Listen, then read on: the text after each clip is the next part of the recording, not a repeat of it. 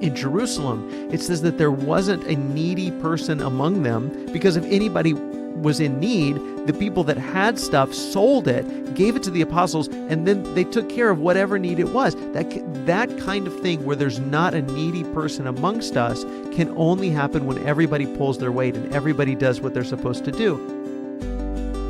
Welcome to the Radically Christian Bible Study Podcast. I'm Travis Pauly, and here we have one goal: learn to love like Jesus.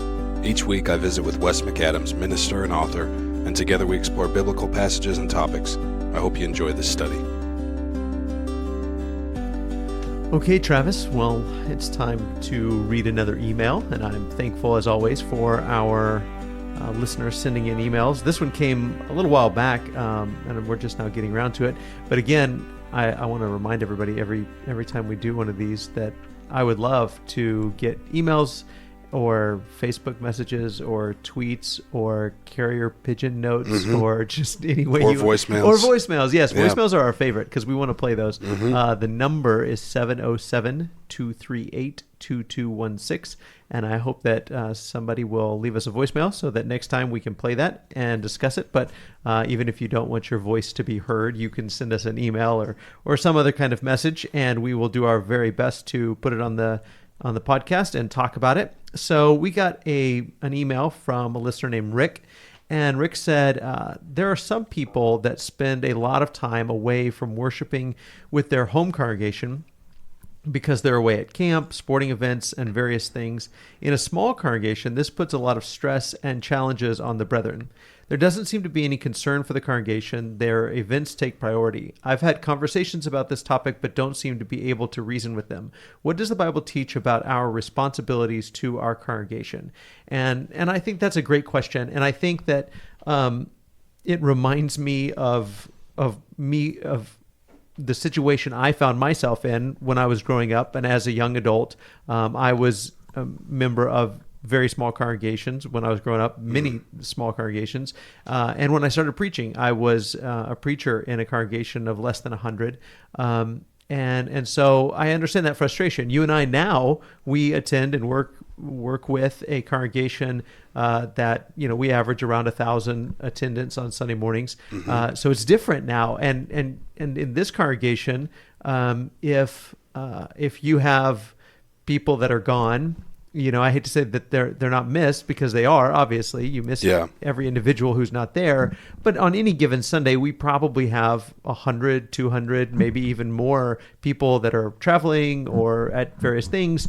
And, there's guests and everything else. And so there's not really a huge dip in attendance based on those kind of things. But when you're in a small congregation, if you have a couple families that are gone, you may be scrambling even to have enough people to lead in the assembly. So it does put you in a bind. You grew up in a small congregation too, right, Travis? I did, yeah, small congregation. And when you said that, I thought of definitely there were times where if a couple families were gone, you were struggling to find people to lead worship, even, and let alone class, and because you want to have classes for every age. And we were chatting about youth stuff, and how I didn't really have a lot of, there wasn't a lot of, direction behind youth stuff, so we didn't do a lot of camps growing up. And I think sometimes that's what it was, that it was like we were smaller and you would be missed. But I will say the flip side of that was that the young people were really encouraged to serve.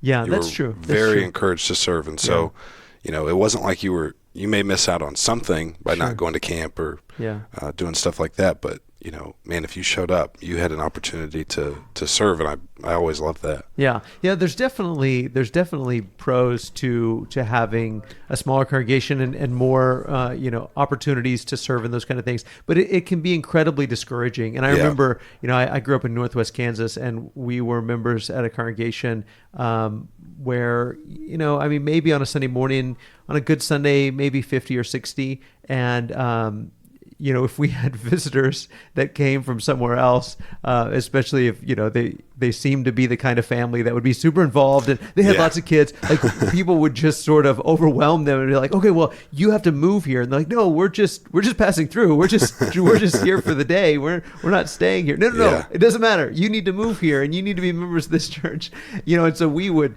try to recruit any way that we could. For sure. And so, it is incredibly discouraging when, you kind of depend on each other as a family. And when people are gone 2 or 3 weeks, and they're gone over the weekend, and when attendance lulls or dips significantly, because people are gone, whether that's sports or whatever is going on in their life. And that can be discouraging. And so I understand Rick's frustration. Yeah. It is interesting, again, our perspective now, I'm glad that we have, both of you and I have the past experience to draw from when it comes to this conversation. But now our experience is a little bit different, and so that kind of skews our perspective. But I was looking up some statistics earlier, and the Barna Group that does research on religious statistics in the country, in the United States, it says that the Barna Group pegs the average Protestant church size in America at 89 adults. So the average church in America, regardless of what group they're a part of, is about 89. Wow. It says that 60% of Protestant churches have less than 100 adults in attendance. So you could easily say that the vast majority of congregations are less than 250. Yeah. There are very few. It says that there's only 2%. Only 2% have over 1,000 adults attending. So only 2% of churches in America have over 1,000. It can seem like, sometimes it seems like everybody's part of these big churches and things like that. But the reality is that most people that attend church attend at a smaller congregation. Mm-hmm. And that's true for sure in Churches of Christ. We are at McDermott Road. We are in a very small percentage of congregations that have an attendance around 1,000, and so it can be for the vast majority of congregations and for church leaders. And so I think about elders and deacons and preachers that are working in small congregations, and when church attendance or church involvement even doesn't seem to be a priority for people, for families, and sports and vacations and everything else seem to take a higher priority, and they're just gone for weeks at a time, it can be discouraging because it's like where I can't do anything with the people because they're gone. And so here's sort of like the bigger picture. And Rick ended his email, and again, I understand the frustration. I appreciate the frustration. But it made my mind start to search through and think through this question here at the end of the email that says, what does the Bible teach about our responsibilities to our congregation? Now that kind of brings up a bigger topic. And I think that this is what we can explore today, is that we live in a very different era of Christian history, our culture, especially in the United States. Again, I don't mean to leave anybody out that lives in different cultures, because I know we have listeners all over the world, but I only know this culture. And I know that, let's just say if somebody is a member in our area, and we're in the Dallas area, and so there are lots of congregations of Churches of Christ. Yeah. And so somebody could, they could attend here one Sunday, they could attend another one the next Sunday. I moved here from Abilene, Texas, mm-hmm. and in Abilene there are close to 40 Churches of Christ in a city of less than 200,000. Wow. So what we call it church hopping, and so there was quite a bit of, people that didn't quote unquote place membership at a congregation. They just simply floated around to different congregations, or if they were members at a congregation and somebody did something or said something they didn't like, they would go to another congregation, and they sort of made the rounds around town. Yeah. And so that's a phenomenon of the culture and the time in which we live. In the first century, it seems like there were two models. In Antioch, when you read what Luke writes about the church in Antioch, it seems like they met together, and it seems like, at least for a while, that was, you might even say it was a megachurch. Luke emphasized over and over again how there were so many people that were meeting together in Antioch.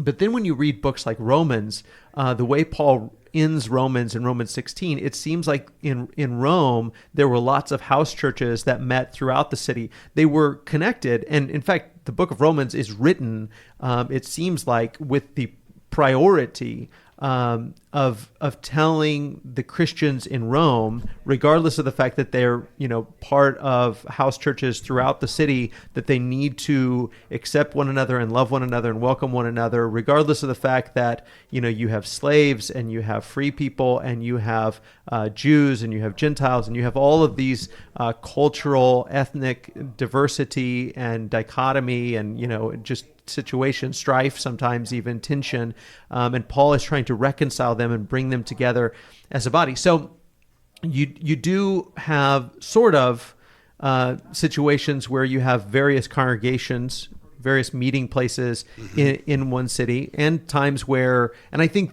the norm would be because most of those Greco-Roman cities would not have been so large that they would have multiple meeting places for Christians. Right. It probably would have been the case that in most first century towns and villages and cities, there would have been one synagogue, as it were, one messianic synagogue, one messianic group, whether that be primarily Jewish or Jewish Gentile or whatever the case may be. It would be the case that you would go into a city and there would be one meeting place. They'd probably be meeting in somebody's home, and they would be the assembly of Jesus' followers in that community. Yeah. It's not like you had signs out in front of the building that said, the Church of Christ meets here or the church in Ephesus meets here or whatever. It would be that they met in a home. Maybe they rented a facility. That happens sometimes. They would rent a facility and that's where the church in that community would meet. And so there was one church. And then you also think through the fact that in that era, in that time period, in that culture, now, Paul traveled a lot, obviously, but most people, when you think about the average person, it wasn't like they're out of town on the weekend. Right. It wasn't even like weekend was a thing, right? Like we tend to think, in 5-day work weeks and then a 2-day weekend.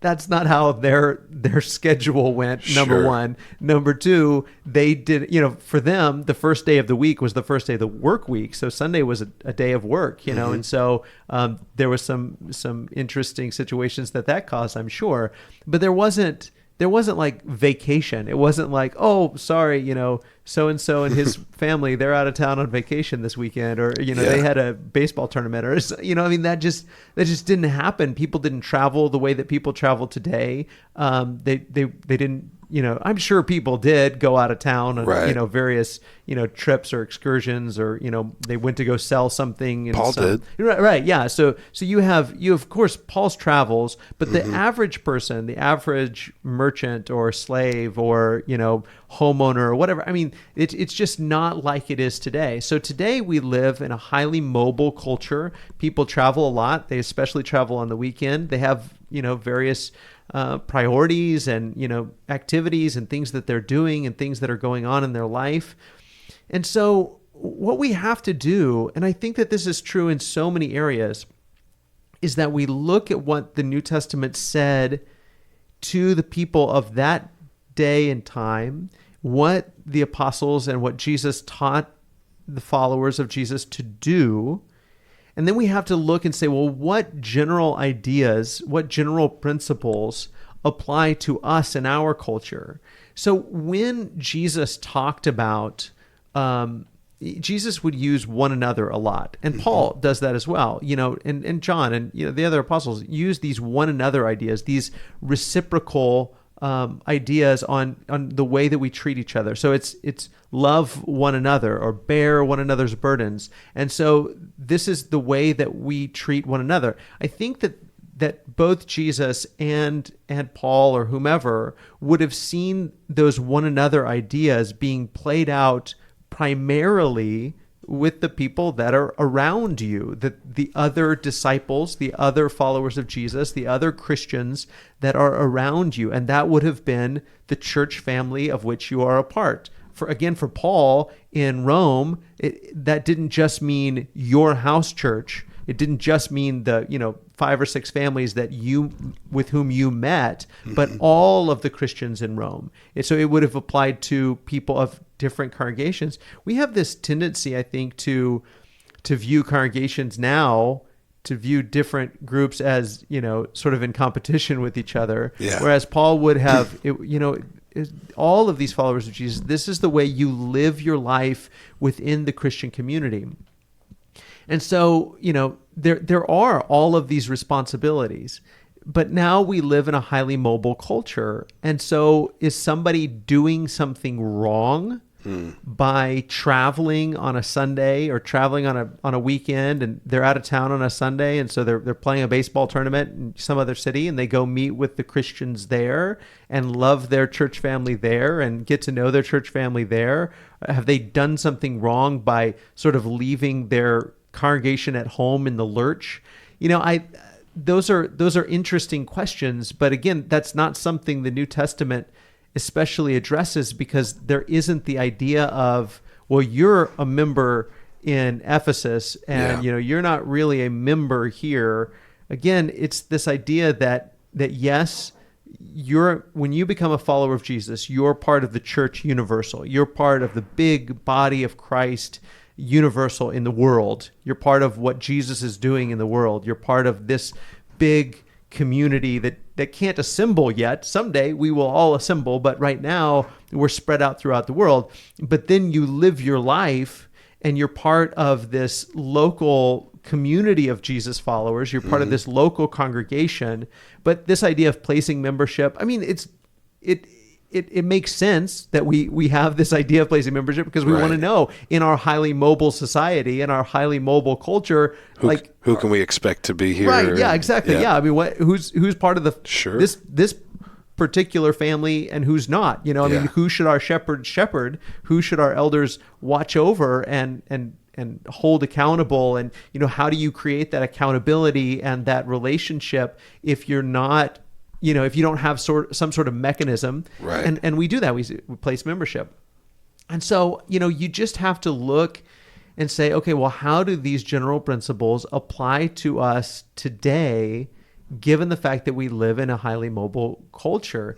And again, I mean, there's just nothing real specific about it. And I think we have to be very careful when we say, well, you have X, Y, and Z responsibilities to this congregation, when, it never really says that. Yeah. But that said, I think it is healthy for us to think about the commitment that we're making when we commit to a local group of people, and when we say, okay, this is the community that I'm going to be a part of. This is the congregation that I'm going to be a part of. These are the shepherds that I'm going to submit to, and this is the group in which I'm going to primarily live out my Christian life, and they're the ones that are going to be helping me to grow, and I'm the one that's going to be helping them grow.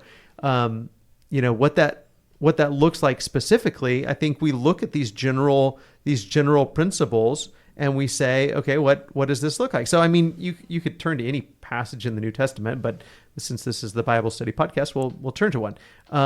So I think about Ephesians chapter 4. So again, Paul is writing to the church in Ephesus, that's a church, a congregation with a set of elders.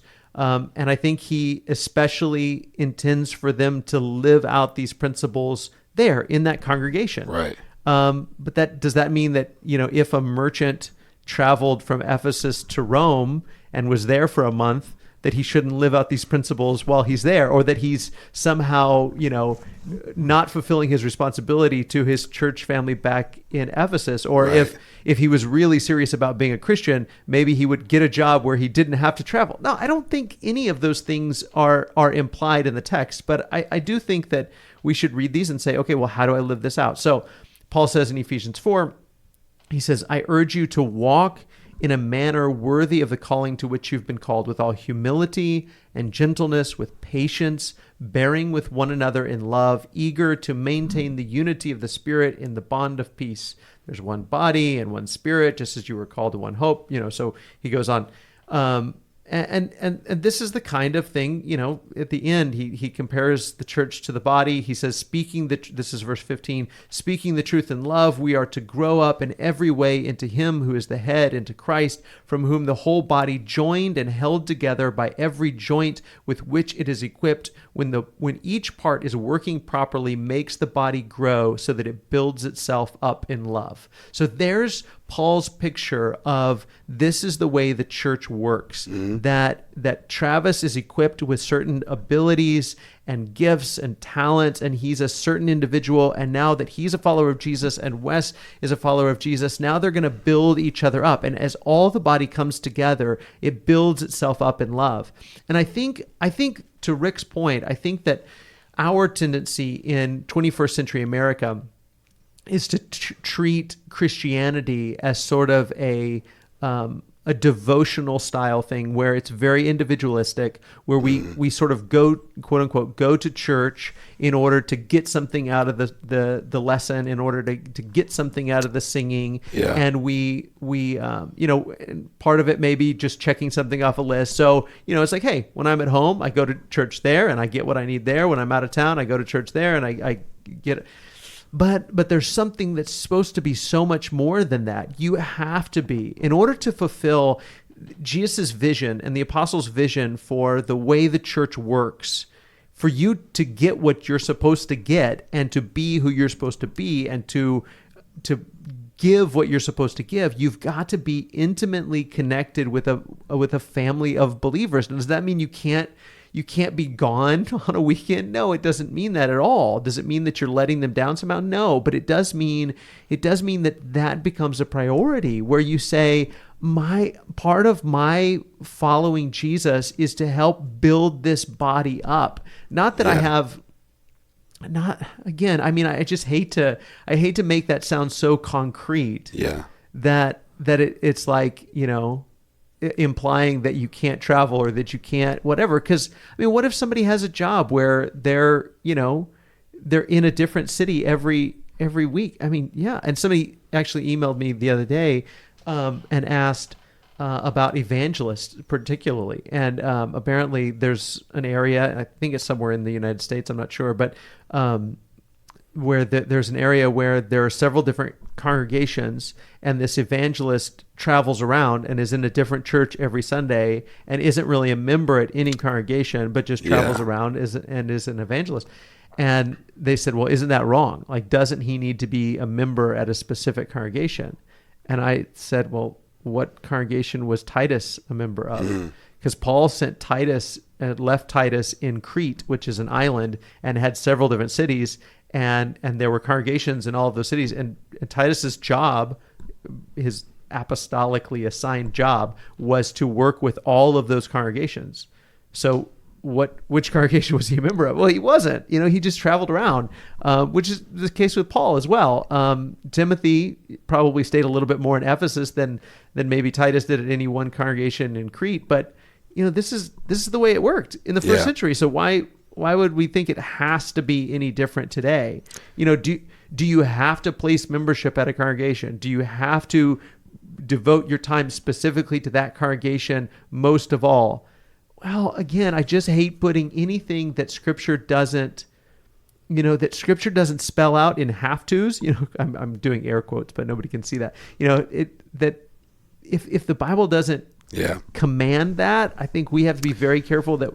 But I think it makes sense. I think it makes sense in general, as a general rule, for most people to say, you know what, I need a close circle of fellow believers And I need elders that are watching out for me. I need shepherds that are shepherding me, that can hold me accountable. I need accountability. I need shepherding. I need someone to whom I can confess my sins and ask for prayers. And I need to be part of a congregation. So membership makes sense as an expedient, especially in the culture in which we live today. And feeling an extra responsibility to the other members of that particular congregation. Those all make perfect sense, especially in the culture we live today. But none of that is necessarily commanded by Scripture. Right. And again, part of that I think is because we live in a different culture. Yeah. I think just one thing I thought of, I felt like I was given a perspective about church because of the small church that I went to and a very, very difficult situation that we had when I was growing up. And kind of coming of age where I was serving and got to be a part of a lot of different ministries. And I knew about the difficult situation and I saw the toll that it took on the leaders of the church. But I knew I couldn't do much about it. That I wasn't in those meetings. Yeah. It was, a lot of it was beyond me, and it was between people that were beyond me. But because I knew about it, I feel like it gave me a perspective on when I came to church. I had a different idea of what I was there for. Yeah. I knew it was difficult, and I knew that there was tension, and it doesn't have to be said most of the time. You can feel it. And as hard as that was, again, it gave me this perspective of when I show up, what can I do? I don't want to just show up and sit down and listen. I want to do something. I want to have some part in the worship and teaching class and, helping out with whatever's going on after.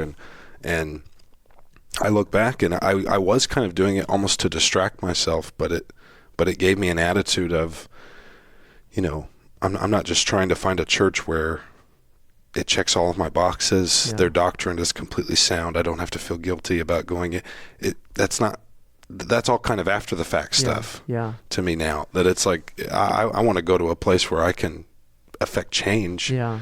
And I think to your point about the evangelist, there's still people that do that today, traveling evangelists that stop in and maybe you're only there for a year at a time, or maybe you're only there for a Sunday. Yeah. And again, it's like, can you add something to that on Sunday? Can you add, a fresh perspective? Can you add a thought in Bible class? Can you add just another body in a seat singing and having the Spirit? And we have to believe that means something when you come at it with that perspective, because church can be really hard. Mm-hmm. And I think, you can probably attest to this too, that a lot of times I think at a small church, it can be a particularly type of hard because it's a small group of people.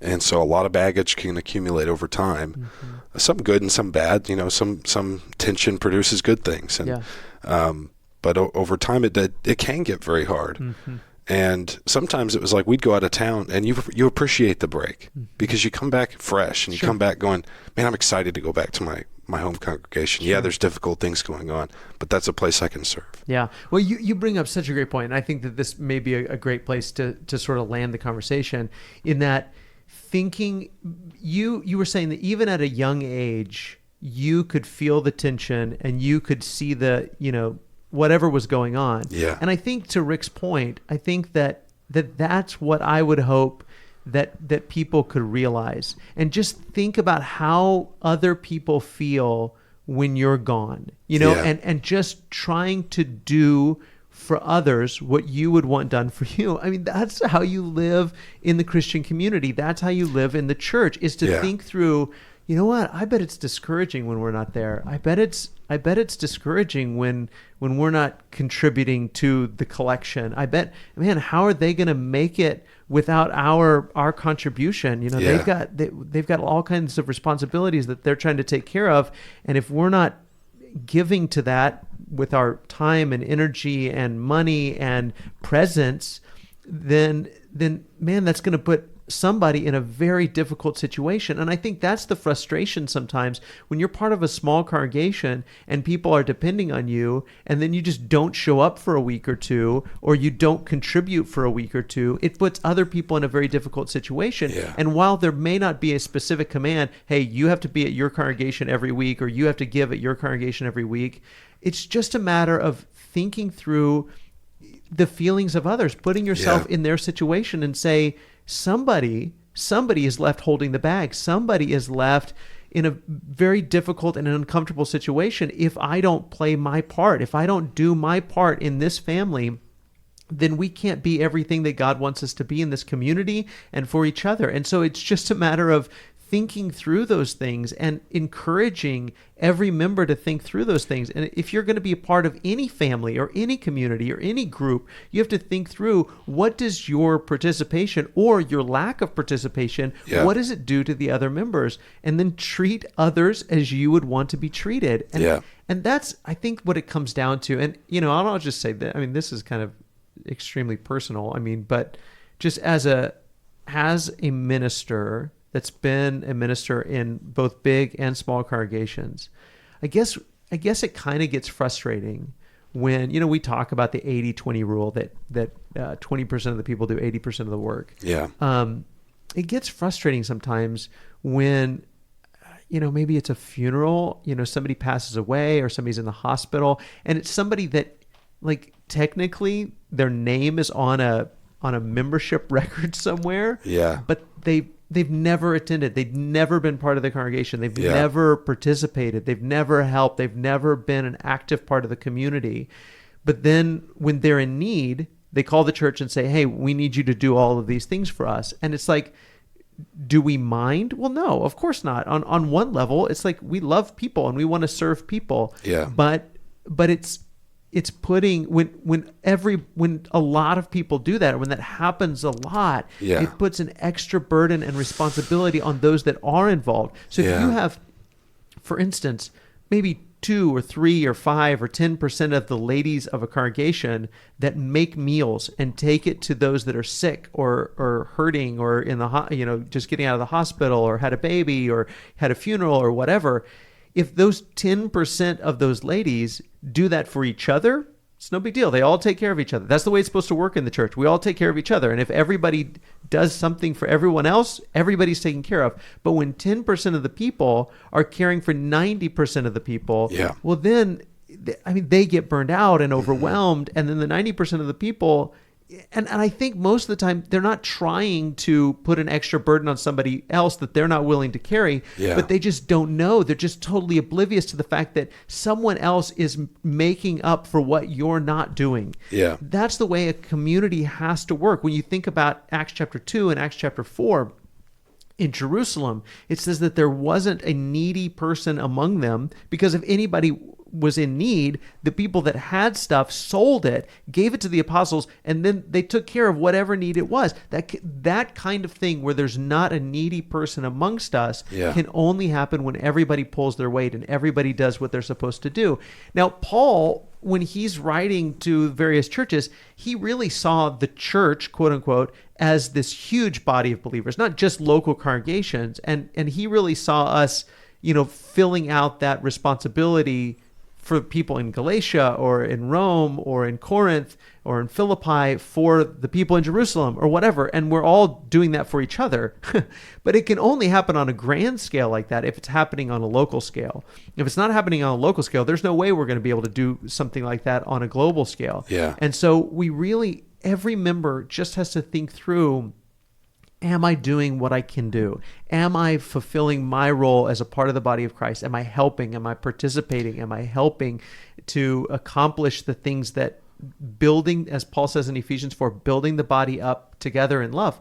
And so, it gets frustrating for the 10%. And I'm not saying for me personally, I'm financially supported to help and work with the church, but especially for the people that volunteer. And I think especially about ladies that make meals, and just when it always falls on the same group of people to do it, they don't mind in a sense, but at the same time, their burden would be a whole lot less if the burden was spread out amongst more people. Yeah. We have the benefit of being in a huge congregation, so we have hundreds of people that are willing to step up and take care of those things. Yeah. But in a small congregation, when the percentages may be the same, but you've got fewer people, you may have 2 or 3 ladies that are taking care of 20 or 30 people. Right. If it was 20 or 30 people all taking care of each other, it would be a totally different scenario. So, Sure. So yeah, I do. To Rick's point, I think that there are general principles that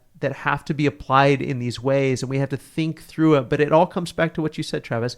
It comes down to thinking how is the leadership feeling? Yeah. What burden are they carrying, and how can I help them to carry that burden? How can I help to spread out the burden and help be a part of the solution rather than just expecting my burdens to be carried by the church? Yeah, and I think too, another thing I thought of, and hopefully just a little bit of encouragement, because I know during that time where there were troubles going on at our church, it could get very discouraging. And you would start to kind of play the game of, even if somebody moved away, a prominent family in the church that really did a lot, they moved away. And you start getting discouraged and down about, like, man, if another family leaves, we're going to be in trouble. And I remember at the time thinking, I know there's people thinking about that. I know there's people kept up at night over that. It's probably not going to do me any good to join that group if I'm not a part of it already. And to just think about, well, there's an opening. There's another spot for me to help out, or for somebody else to help out. And even at a young age, it was like I felt like I was given a perspective because of hard times. Yeah. And because I knew a lot about what was going on, and knew just how much I couldn't do about it. Yeah. And then that freed me up to just say, okay, well then what can I do? Mm-hmm. What can I do to make the leaders' lives better? With how I serve, and again, as I've gotten older, I realized that's also trusting the Spirit. That, man, if I'm trusting my ability to figure out what are we going to do if people keep not showing up, if so and so moves away, if this or that happens, I know that there's people who need to think about that. But I think it would probably be a healthy dose of the Spirit, and just trusting that God's watching over this work. Yeah. If it needs to end and make way for something else, I have to trust that that's okay. Yeah. And if He's going to bring new people in, I have to, I want to be the best version of myself for those new people that get here. And just not thinking, you've brought this up a couple times lately, not thinking so much about the future, and thinking more about just what's my next move. Yeah, absolutely. And something I've noticed too, and I hope that this encourages some church leaders out there that are in small congregations that are trying to motivate people to be more involved, because it does get frustrating, but desperation and worry leads to anger, leads to berating, making people feel guilty, and those types of things don't motivate people to be more involved. And so if every time the church gets together and somebody gets up there and said, "Yeah, glad you're here, but wish more people were here. People just don't care about church anymore. It's just so discouraging. I see so many empty pews. Where is everybody?" That discourages the people that are there. Mm-hmm. And when you say, well, nobody helps around here, and 20% of the people are doing 80% of the work, those things may be true, and it may feel good to vent, frustrations and those kind of things. It doesn't actually help the situation. Yeah. And so the best thing that we can do is exactly what you said. What can I do? How can I encourage? As the Hebrew writer says in Hebrews 10, consider how to spur one another on to love and good works. And so that's got to be our goal, is how can I encourage the people that are here? How can I help spur them on? How can I be a catalyst for positive change in their life? And somebody said one time, this isn't a Bible verse, but it's a proverb that kind of stuck in my head. But they said, start where you are, use what you have, do what you can. Mm-hmm. And I like that. It's like, I'm not at that church. I'm not at that church. I don't have this resource. I don't have that. I don't do that. And we have this tendency to think about what we don't have, or what we need, or what we wish we had, or what we're afraid is going to happen. Stop. Just start where you are, use what you have, and do what you can. And I think that's exactly what Paul is saying in passages like 1 Corinthians 12, Romans 12, when he talks about the body, and he's like, you are exactly who you are for the purpose that God created you to be. So be that. If you're a nose, be a nose. Don't try to be an ear. Don't try to be a mouth. Just be the best nose that you can be. Just be the best ear you can be. Whatever you are, just use, like you said, trust the Spirit, trust that you have and that you are where you need to be, and just do that and just encourage people. Don't berate people. Don't make people feel guilty. Don't try to shame them into work. Don't compel them into giving or whatever. Just love them. Show them how great it is, and do whatever you can, but also rest and rest in the Lord, and take time and just do what you can. And it's going to be okay. We know we win. Jesus wins and Jesus' people win. So we don't have to worry and we don't have to fret. What can man do to us? If this whole thing could get started and kicked off with 12 people, really 100 something people, but all the followers of Jesus, but 12 apostles, and then this handful of people in Jerusalem. If this whole thing could turn the world upside down with just a handful of people that are infused with the gospel and with the Spirit of God, and that they could go out into the world and turn the world upside down, then no matter how big or small your congregation is, or how many people are involved or not involved, or where they are in their personal walk with the Lord, you and the people in your community can really do some amazing things. You don't have to be McDermott Road. You don't have to be Memorial Road? Memorial Road. I'm always afraid I'm going to say Driver Road. You don't have to be some congregation that you're not. You don't have to try to accomplish what you can't accomplish. Just do what you can in your community and encourage the people around you. I want to thank my church family, the Church of Christ on McDermott Road, and our editor, Travis Pauly, for making this podcast possible. And thank you for listening. If you haven't already done so, please rate, review, and subscribe to the podcast on Apple Podcasts or wherever you're listening. I also want to invite you to check out Logos Bible Software, who has partnered with us to give our listeners a great discount. Just go to radicallychristian.com/logos, LOGOS. I think you'll love the software and you'll get a great discount by using that link. As always, I love you, God loves you, and I hope you have a wonderful day.